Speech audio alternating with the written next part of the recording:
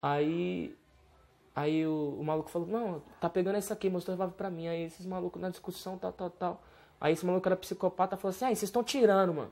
Que é bandido, mano. Ele foi sacando o revólver e deu na cabeça de um desses irmãos. Aí ele já caiu, começou a tremer, ele foi, deu o resto. Aí meu primo, como eu tava com ele na missão, e o crime tem isso de você tá junto, você tem que representar, ele foi e matou esse outro cara que chamava de pai, tá ligado?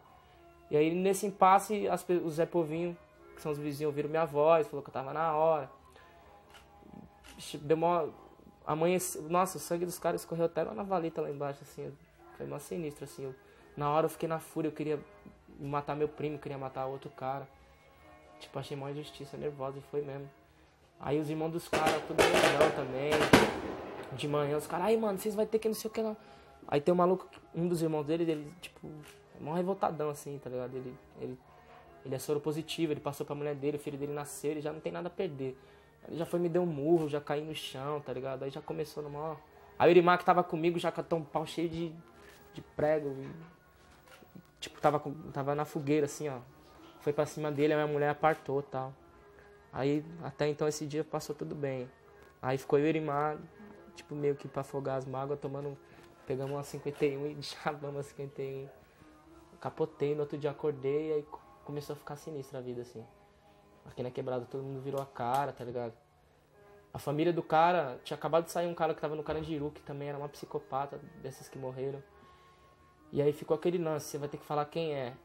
Aí tinha esse maluco do Grajaú que eu nunca tinha visto, que tinha colado aqui em casa com meu primo. E passava aí, ninguém sabia que era ele. Passava, me cumprimentava, eu com na mão, assim, gelado, né, mano? Aí começou a rolar uns boatos, ó, seguinte, se você não falar, eles vai subir você. O maluco tá com a Uzi e vai se trombar você na rua, é caixão. Aí o outro lado, meu primo, a minha prima, que é a mãe dele, puta, eu vou caguetar o moleque. E entra esse psicopata aí também, o cara pode me matar se eu falar alguma coisa. Aí fiquei nesse impasse. Aí meu irmão já entrou em choque, os caras falaram, não, firmeza, já que eles não fez nada, então se eles não saírem fora, não vai matar, manda ele sair fora. Aí ela saiu fora, foi pra 2 córregos, 2 cidades depois de Brotas, sabe? Pagamos um veneno, tivemos que alugar casa.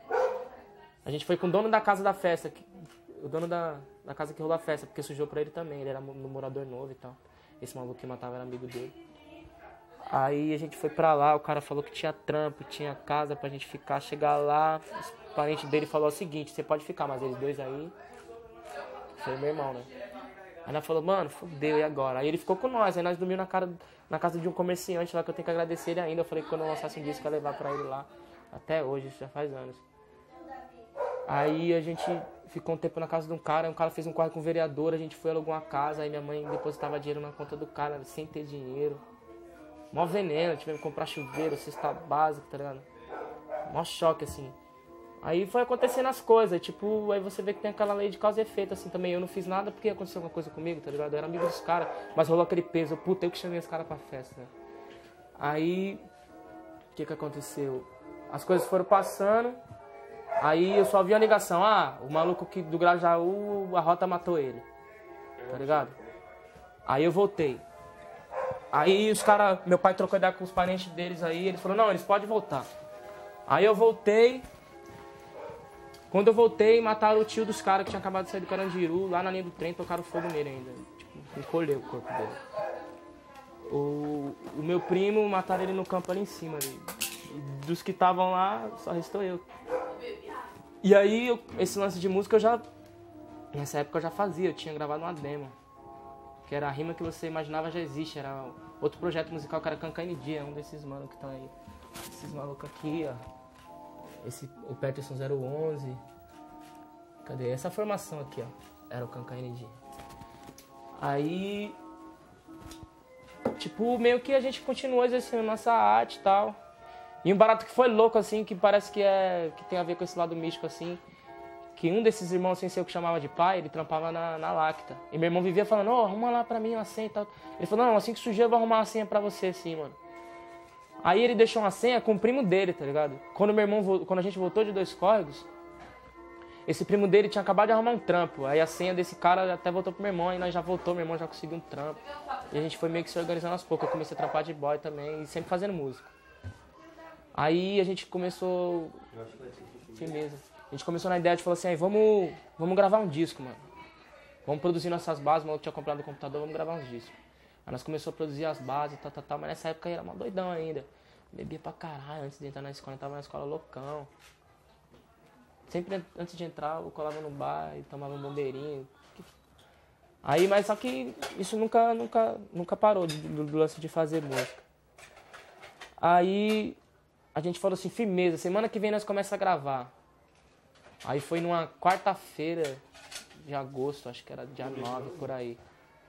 Eu comecei a... Eu vinha emagrecendo, eu tava trampando e estudando, tá ligado? Aí eu comecei a sentir umas dorzinhas no peito, assim, eu ia... Numa corre eu fui no médico, a mulher falou, ó, deve ser alguma pneumonia, alguma coisa assim. Toma o telefone desse pneumologista aqui, pra você ver como o serviço de hospitalidade também não tem espaço. Aí eu fiquei ligando e só chamava e ninguém atendia, e às vezes dava culpado e tal. E eu trampando e estudando, eu falei, não é nada, já tô a pampa, a dor passou. E aí, tipo, às vezes eu sentia umas pontadinhas, eu falava, acho que é gás, ou então tem que tomar um leite, mais leite, sei lá. Comecei a ser meu próprio médico nessa hora. Aí, na semana que a gente ia gravar, eu comecei a tossir pedacinho de pulmão e vomitar sangue. Aí eu já tava com menos 12 quilos, aí eu fui no médico, aí a mulher falou, é TB, você vai ter que cuidar e tal. Eu falei, firmeza, eu tava em choque, né, mano, vomitando sangue assim, jorrando sangue, aquele cheiro ruim. Aí ela falou, é TB, você vai no posto e pega os medicamentos e tal. Aí eu voltei pra casa, tentei comer e começou a cena de novo. Aí eu fui pra lá de novo. Ela falou, não, é TB, não sei o que, a diretora do hospital e tal. Diretora não, era uma, não sei se era cirurgiã, não sei, ela tinha uma patente forte lá. Aí, eu já tinha ido pela segunda vez, aí eu vim pra casa de novo, velho. Aí eu tô em casa, aí a noite começou, eu falei, mano, se eu ficar botando tanto sangue assim, eu vou morrer, tá ligado? Aí eu fui com a mulher aqui da rua, ela fez maior away no hospital. Não, minto, antes aí eu fui indicado pra aqui pra Uzec, aí tinha um cara que tinha... Ele é médico amiliano, aí tipo no carimbo e assinatura tem a numeração. Aí o cara falou assim, não, firmeza, você tá com TB, mas você não pode ficar em casa assim. Aí eu fui de ambulância de lá pra lá, fiquei lá e não fui internado ainda. Aí à noite eu tive outra crise pior, aí eu fui com essa mulher, ela fez mal away, eu fiquei lá, fiquei um mês. Tipo, mudou minha vida totalmente, eu era um cara uma doidão assim, ó. Mas eu me sentia até mais guerreiro assim, não tinha medo de nada, tá ligado? Não que hoje eu tenha muitos medos, mas...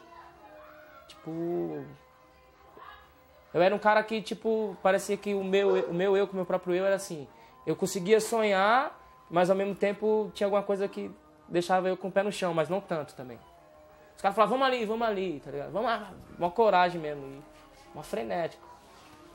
Aí depois disso daí mudou minha vida, velho. Vixe, eu falei, mano, uma zica atrás da outra, assim, foi uma fase negativa da minha vida. Aí eu saí do hospital e eu comecei a me recuperar. Entrei na depressão aqui em casa, porque, tipo, os remédios muito fortes. Aí achava que ia morrer e tal. Aí como as pessoas que teve a mesma doença, deu uma ideia, deu uma força. Aí depois com o tempo eu fui me recuperando e comecei a meio que me lavar assim, tá ligado? Foi vindo ideias, foi vindo sentimentos, foi vindo conquista. Eu comecei a escrever, a ter ideias e juntar com as ideias com os caras que cantam comigo. E a gente começou a gravar e falou, mãe, vamos gravar. Juntava dinheiro de um, de outro. A maioria do tempo era a gente sem trampar. Era um só. Trincava, 2, tá ligado?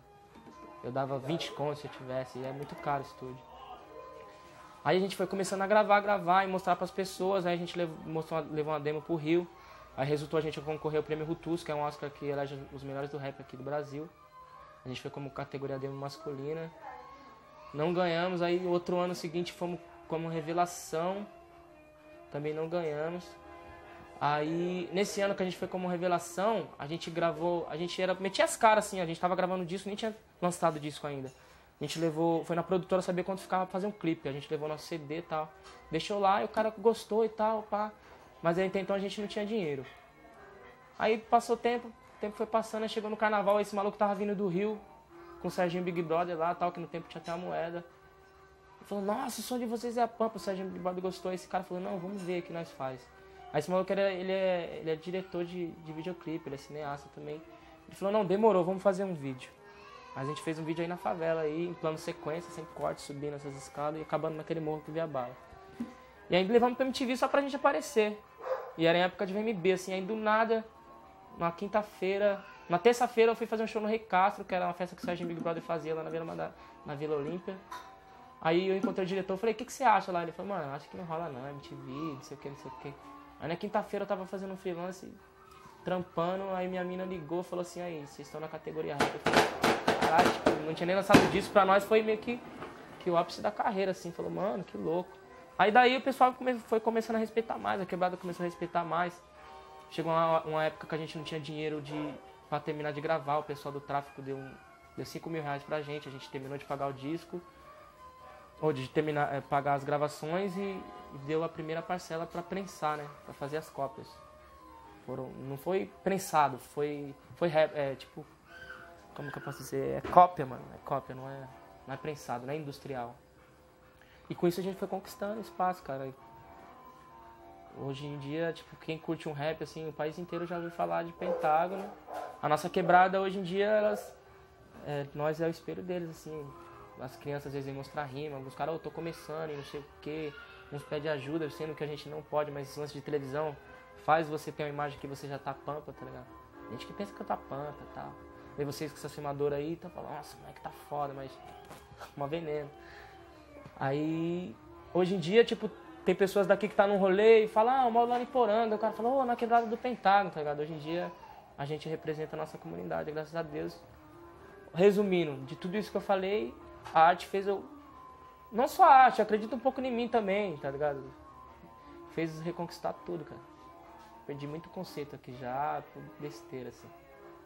Porque rolava um preconceito já, assim. Elas eram meio largadão, andava de skate, perturbava e tal, pá. Então já, o pessoal já caiu matando, fala, eles mesmo, os caras usam e tal. Mas nada a ver. Aí hoje, respeito geral da tiazinha e as criancinhas, graças a Deus. E aí, cada vez mais eu vejo que eu tô me afundando, né, na música, me aprofundando. Já várias mãos eu falei, não, vou sair. Que nem eu fui nesse trampo aí, é um trampo que coloca eu contra eu, trampo de fiscalização. De camelô e tal. Mas eu só tô por causa que a música, por mais que ela me liberta, ela não me dá dinheiro. Se dá dinheiro é pra pagar conta. Não dá pra adquirir bens, não dá pra adiantar um lado, tá ligado? Aí eu tenho que trampar e fazer o som, mas não pode parar de fazer o som. Um dia, quem sabe, eu fico só não fazendo som. Você se pergunta às vezes, como é que você se sente no trabalho? Como é que eu me sinto? Não, é muito fase, né, mano? É muito fase. Tem fase que começa a acontecer uma par de coisa, assim. Aí tem fase que fica carente de acontecer coisa e fala, caralho, tá foda, mano. O que a gente tem que fazer? E a gente fica procurando coisa pra fazer, mas às vezes não é a gente. É uma coisa que depende de um fluxo muito grande. Aí fica naquele impasse, caralho, agora, mano. Dá um desânimo, né, mano? Que nem a gente tava sem ensaiar uma cara aí, porque tava sem microfone. A gente juntou um dinheiro pra comprar esses microfones. Aí a gente juntou dinheiro, pra você ver como às vezes as coisas negativas ficam tentando afastar. A gente juntou um dinheiro pra comprar os microfones, falou, não, firmeza, nós vai na sexta-feira. Aí um camarada nosso ia pra Bolívia, pediu 5 CDs e 5 releases. Lá em Pinheiros já era tarde, ninguém podia ir. O maluco catou a moto de um amigo, que tava com o documento atrasado, ele deixou os CDs lá na volta, a polícia pegou a moto. Aí, ou seja, teve que pegar esse dinheiro pra dar pro cara da moto, pra ele tirar a moto do pátio e tal. Quebrou as pernas, e a gente meio que nas coxas arrumou a merrequinha e de novo tentou. E assim vai, velho. Pode parar. Quando você fala que depois da tuberculose, pouca coisa te dá medo, o que é que te dá medo? Velho, esse lance da saúde mesmo, velho. Às vezes dá uma dorzinha ali, um baratinho, já fico... Às vezes é psicológico também, mas eu já fico meio... Agora eu me controlo mais. Graças a Deus eu conquistei isso com essa... Foi o mal necessário, eu era muito pá também. Não tinha pausa, tá ligado? Eu tenho um som que eu falo até dessa época aí, vou fazer um trecho. Tipo, era muito, muito frenético mesmo. Hoje em dia eu já sei controlar, já sei as minhas horas. Tem hora que eu tenho os meus deslizes assim também, porque ninguém é de fé, tá ligado? Mas hoje em dia eu penso nesse lance da saúde, penso que eu não posso ficar muito sedento, penso em várias coisas. Então mudou nessa questão. Na questão de se cuidar em tudo, sexo, bebida, noite, ficar ligeiro. Tipo, eu tive que viver isso pra mim, porque eu acho que eu ia viver isso que eu tô vivendo agora e eu tinha que saber me adaptar com essas coisas, não podia ser tão jão. Então essas coisas ruins foi uma lição uma das melhores... Foi a pior coisa que eu passei, mas a melhor lição da minha vida. Tipo, deixa eu ver.